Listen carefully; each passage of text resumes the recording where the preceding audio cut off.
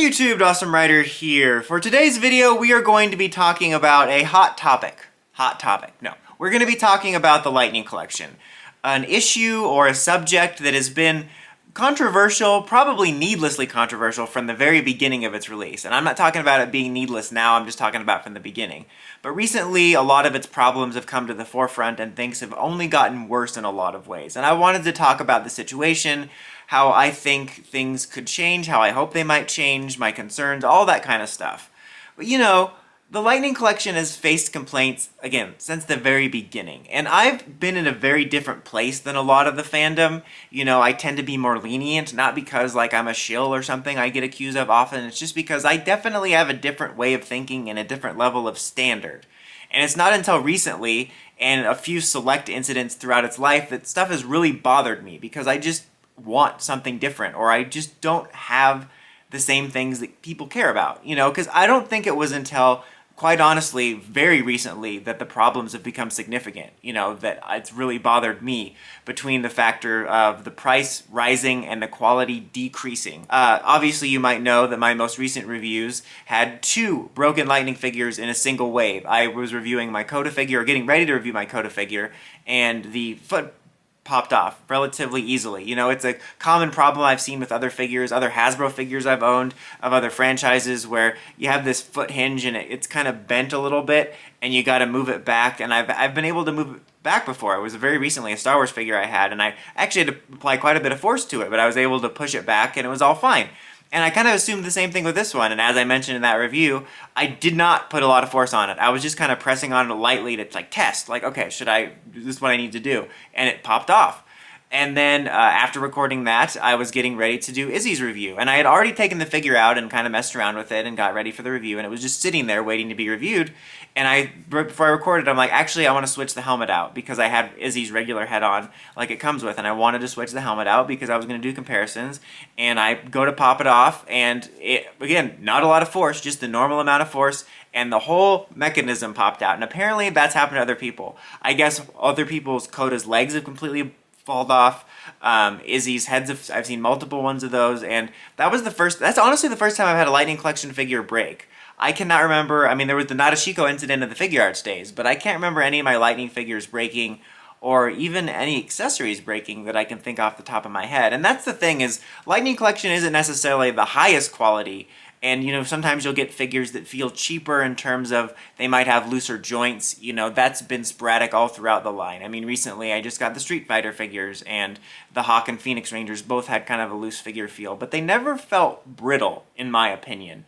Like this is like weird. Like, I haven't reviewed the Zoe figure yet, but messing around with it to get ready for the review, like, you'd think I was you know, diffusing a bomb. Like, I'm just checking the articulation, like, okay, let's check the articulation very carefully. Let's pop the head off. And it was like, and it feels brittle, like a different kind of brittle. And that's the first time it's felt like that, is in the recent waves. I know, I guess they recently changed where they manufacture them, so that's probably a huge factor. But this is the first time it's been a significant problem for me. Obviously, there has been other problems throughout it. And I think that there's things that need to be addressed. It obviously hasn't been perfect.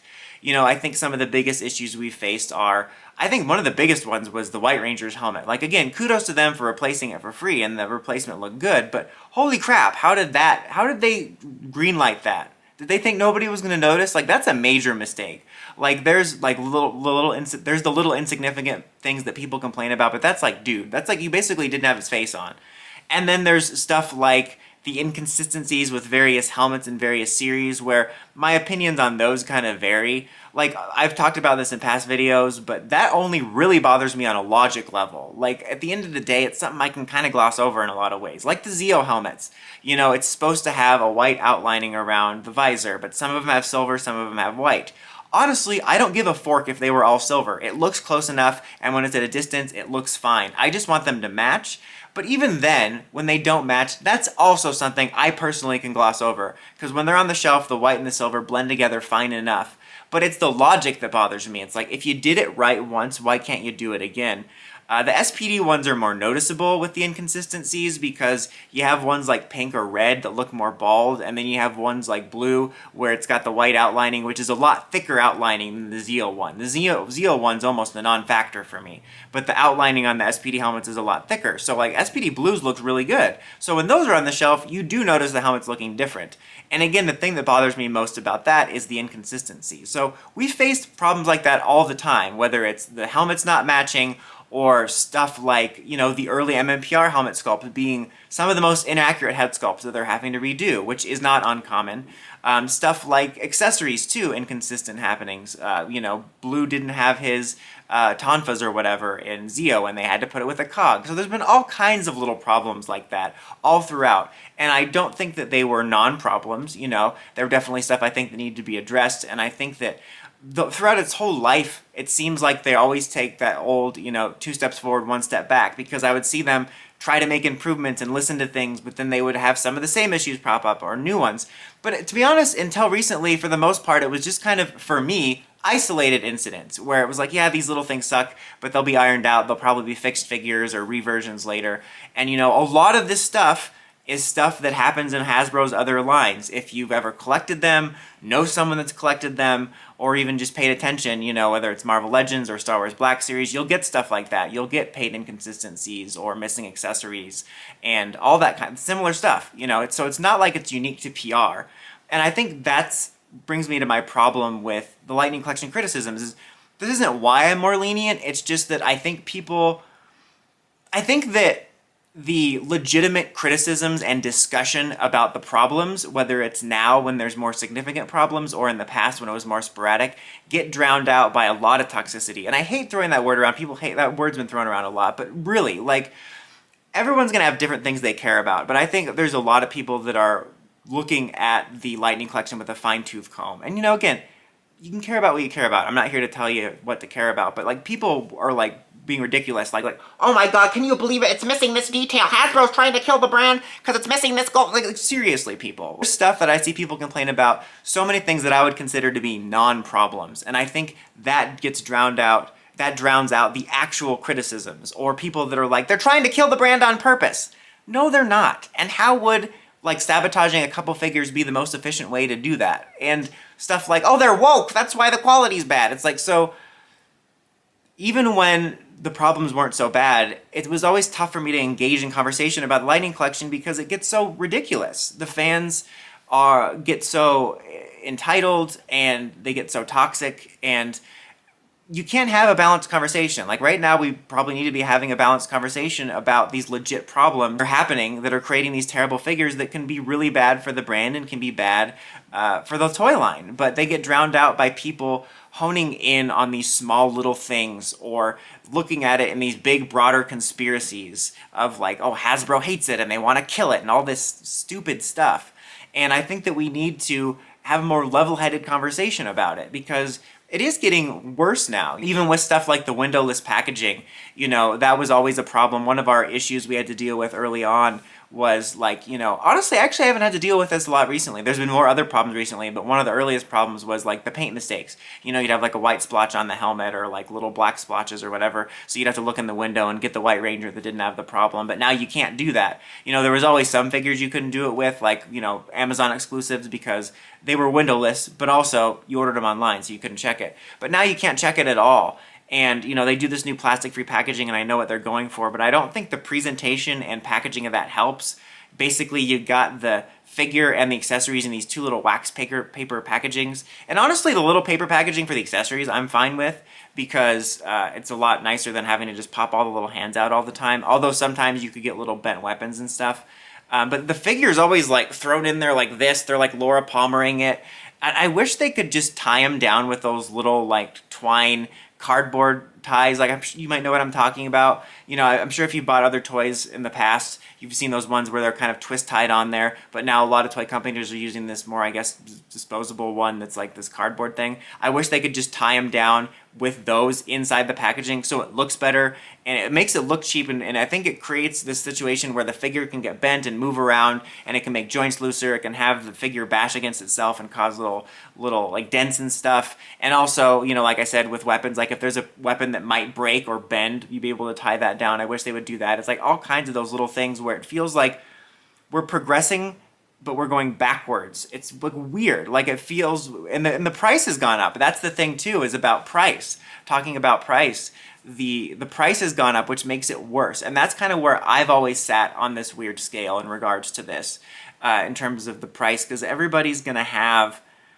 different standards for what they're paying for. Because obviously a major factor is, you know, I'm paying for this, I want a solid quality product, which is 100% understandable. And the price has only gone up, and certain figures have always been more expensive, like some of the more exclusive ones, like the Street Fighter ones and stuff like that. For me, like when they were $20 or $22, I think was the first price hike, my standard was just, I just want it to be fine. Like it's like a budget collector's line. Like it is a collector's line, but it's like collector's line with a lowercase c. Like so long as it looked decent, it had the core paint details, and it didn't feel brittle, I'm fine with it. That was my standard. That's why I'm so lenient. Not because I'm like, oh great, Hasbro. It's not like, because that's $20. That's fine. You know, that's along the same quality as I get for the Marvel or Star Wars figures, you know, because that plays into why I started collecting those. You know, I collect those casually just for figures of like characters I like, but once upon a time I would collect the figure arts because I was big into figure arts for Ryder for a long time, and when they started doing Marvel and Star Wars, I'm like, okay, yeah, I'm gonna buy the figure arts of that because they look the best. But then I'm like, God, these figure arts feel cheap as hell, and I could buy a figure that's like a third of the price that looks fine, and it feels more sturdy even though it's a cheaper plastic. And that's why I started doing that. And so long as the Hasbro figures were that, they look fine and they feel sturdier than like a brittle feeling figure art, it's fine with that. But now we're hitting this part where they're breaking and they feel more brittle, so we're defeating that purpose. I mean, I've bought a couple recent Black Series figures and I haven't run into any similar problems with the brittleness that we're seeing with the PR figures. But the point is that's why my standards are like that, because I'm like, this just needs to be fine.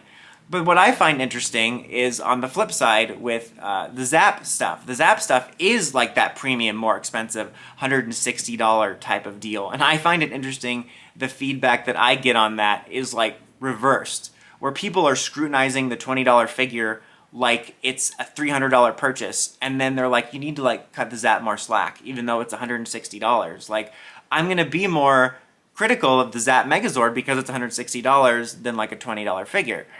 And that's been an interesting point of conversation as we've gone on, like what you want for the price and the changing factors of, you know, price and economy and all that too, because this isn't something exclusive to us. You know, even the Sentai toys, I've mentioned this in reviews, have started to feel cheaper than they once did because all of the dynamics of price and plastic and all that type of stuff has changed. So in a lot of ways, the problems we are facing are unique, but we're hitting this point now where it's significantly worse for the Lightning Collection. Basically, it's hard to cut through the noise because there's been complaints from the beginning when there was a lot of non-problems going on. Now there's actual problems going on, and I feel that the actual conversation that needs to happen is getting drowned out by the noise. And, you know, first of all, again, I don't think they're trying to kill the brand on purpose. I think that's a stupid take. Whether or not Hasbro cares about the brand is a discussion for a different time that I think is a complicated topic. But the thing is I think this is a problem for sure. I think it's a problem for the Lightning Collection, but I don't think this will kill the brand. You know, I don't think it's a good look, obviously, and I think that, you know, some reputation or whatever could take a hit, some sales can take a hit if people start realizing these are bad figures, whether it be hardcore or casual fans, and they don't want to buy this stuff anymore. But I see people saying, oh my god, it's going to tank the brand. Like, dude, Power Rangers has been through far worse. It's died twice and it's still standing. Like, seriously. There's been far worse times for the franchise in regards to the show itself, some really poor quality toys that have come out, and I mean, I think that this is a problem that I think needs to get addressed. I'm not sure how we fix it. You know, I hope that I hate that I say this because I have this very mixed feeling on listening to fans, but I hope that they listen to the feedback and improve things to make things better. But I don't think this will be the death of the brand. I think it's a bad look, but I think, and again, as a proud pessimist, it's weird to see people overreacting and saying it's going to kill the brand with something like this. I think that this is a road bump, but that's all it is in my opinion, you know, or at least I hope it is. You know, I just don't think that it's wise to go to that doom and gloom right away. You know, it just seems a little bit silly to me. I hope that they can fix it. I hope that they can turn around. I don't think we're ever going to have a perfect, you know, level of quality with these things. I think at best we might get back to like roughly around what we had around the midway point, which in my opinion was little inconsistencies here and there, a lot of non-problems that get talked about, but hopefully nothing like it's breakable. Because again, this right now, again, I can't speak to other toy lines. Like if you collect other lines from Hasbro or a more widespread and you've seen problems similar to what Lightning, let me know in the comments. But I can't speak to other brands.